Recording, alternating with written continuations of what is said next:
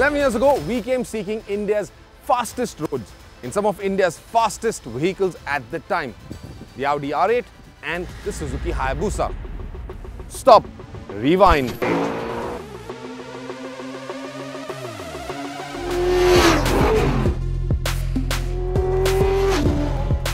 We've come back to Rajasthan to rerun some of those fastest roads in the country. And this time, we have brought with us vehicles to whom it does not matter if you have tarmac and need your wheels or not. Put the pedal to the floor, let's go! Say hello to the Lamborghini Urus and the Ducati Multistrada V4 S. The Lamborghini Urus is fast. It is an insane track machine, and you'd never expect an SUV to do the things that it could on a racetrack. Yet, it's also blisteringly fast even on roads. You just want nice, clear roads, especially roads where no one notices you tearing up the landscape.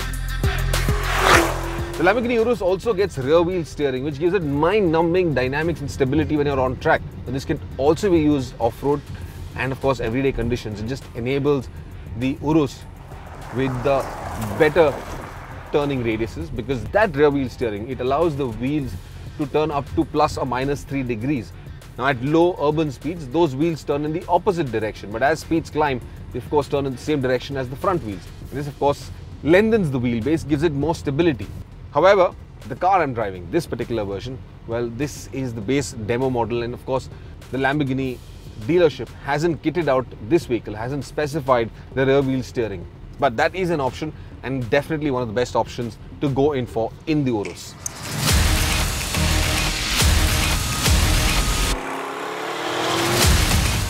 The Urus elevated Lamborghini to a whole new level of cool. Now, we've talked about this SUV when we drove it some years ago, but it's taken us several emails, requests, calls, pleading, planning to get it to this terrain. And this terrain is the Sambhar Lake, an endorheic lake that in the summer months dries up and offers a flat, featureless surface that you can drive across. So, what does the Urus feel like when you run out of blacktop?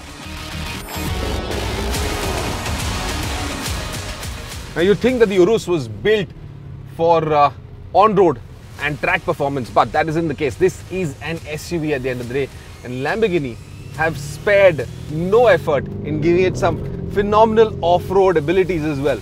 And it's quite brilliant, because you don't just get the 3 Strada, Sport and Corsa modes, you also get 3 additional driving modes. And those modes are Sabia, Terra and Neve. Now each of these allows you control over a variety of terrain, whether it's slippery conditions such as snow and ice, or soft traction like sand. Or if you want to go a little more hardcore off-road as well, the Urus will take it all in its stride. Unfortunately, this Urus, well, it comes with the wrong tires, because this has got Pirelli P-Corsa Sport tires. I mean, it's fantastic on-road. It just tears up the tarmac. But out here in off-road conditions, I mean, it's equally brilliant. I could do better.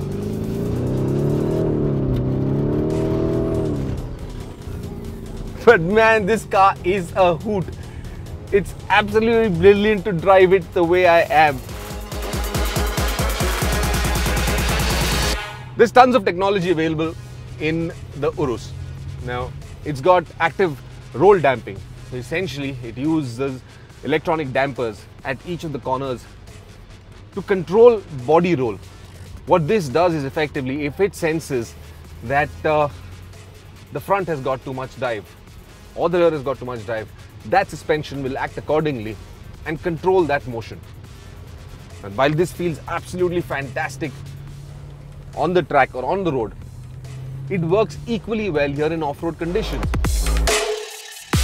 The other bit that the Urus brings to the table is torque vectoring and its self-locking center differential, as well as a rear diff also. Now effectively what this does is it splits the torque between the front to the rear wheels.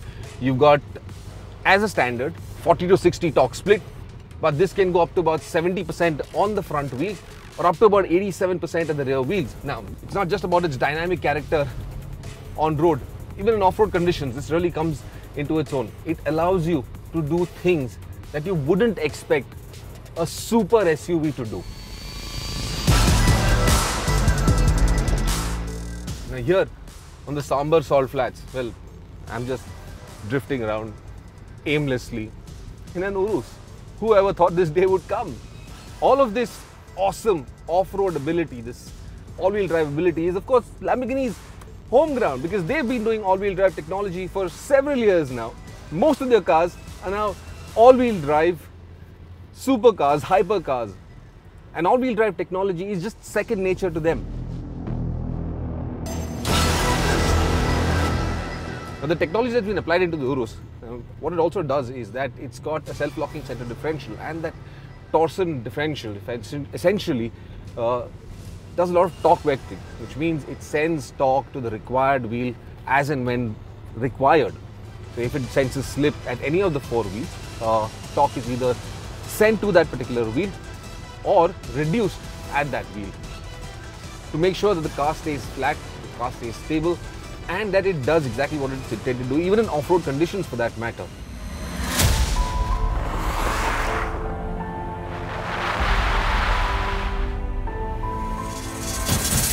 What's better than one good-looking Italian? Two of them. Especially if the other is tall, sharp and dressed in red.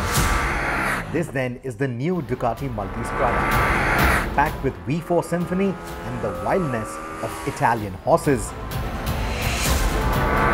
Both these vehicles belong to the same corporate stable, but there are a lot more things that are in common between these two than that particular fact. In fact, both of them are Italian, both of them look like big beasts, but they have the agility of race horses and they have the grunt of angry dogs.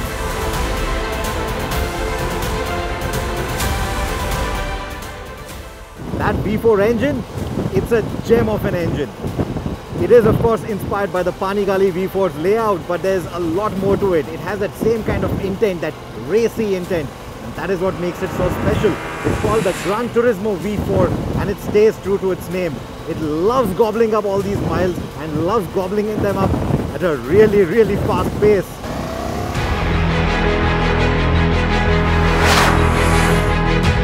The way it builds speed, this bike can outrun the Urus.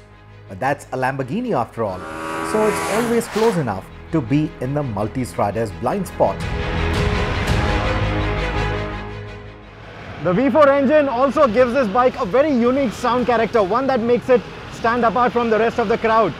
And I really like it, and we are not even talking about the Akrapovic option yet. The Multistrada has moved to a larger front wheel now, but it still has the sportier edge to its handling. Show it some corners and the Ducati racing DNA comes alive. What I also love is how these bikes are pushing the envelope when it comes to electronics. Adaptive cruise control, radar guided tech, blind spot assistant. I think all of that works really well.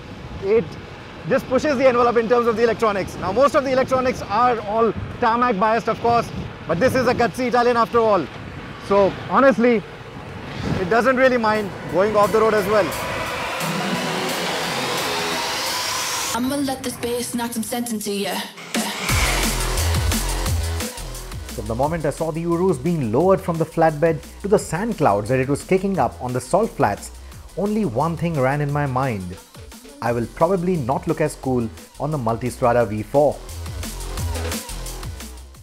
The beauty of the V4 engine is also the low-end grunt that it offers. Out on the tarmac, it will take this bike to ridiculous speeds.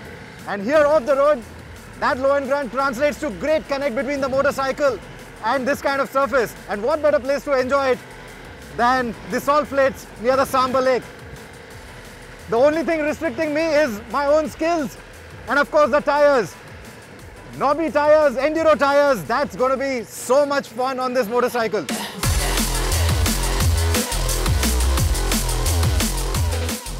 Ducati, like their siblings at Lamborghini, have mastered the witchcraft that is the new age electronics. The Urus' torque vectoring is quite sophisticated, yes, but Ducati's job seems much harder. Put the power down only to one wheel and still catapult the motorcycle from standstill to a turn in under 4 seconds, irrespective of the terrain. Sure, it doesn't kick up a rooster tail with its road-biased rubber, but it's astonishing to see and experience the Multistrada's new V4 motor gush with energy, even with the traction control light beeping faster than the rider's heartbeat. It takes a certain degree of skill and a lot more gut to race this Italian against its four-wheel compatriot through the ripples in the sand. We call them sand snakes for a reason, taking the rider off guard and forcing a 200-kilo motorcycle to change directions as if it were tumbleweed. But this kind of terrain truly establishes the bond between the man and the machine. You become one unit that is shifting weight to counter the effects of sand. The motor functions of the body and the engine reach equilibrium, and you emerge at the imaginary finish line feeling rewarded for having made fast approaches without ever hitting the ground or grounding the vehicle. That is a sense of achievement, and it feels a little bit more celebratory with the sound of the Gran Turismo V4, which along with the Lamborghini's V8 ensured that the otherwise silent Sambhar lake would remember the song and dance of these two mighty Italians.